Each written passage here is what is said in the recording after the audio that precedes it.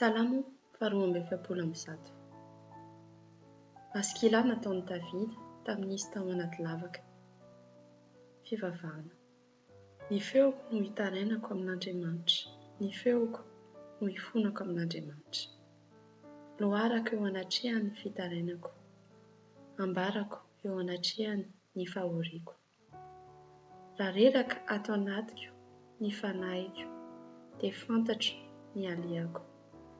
Eo amin'ny lalana izorako no namafena ny fandrika hamandrianay.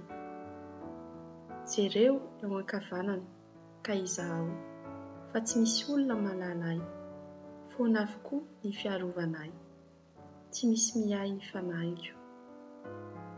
Hitaraina aminao aho, Andriamanitra, hoy izao, ianao no ariko sy anjarako eo amin'ny tany mivelona.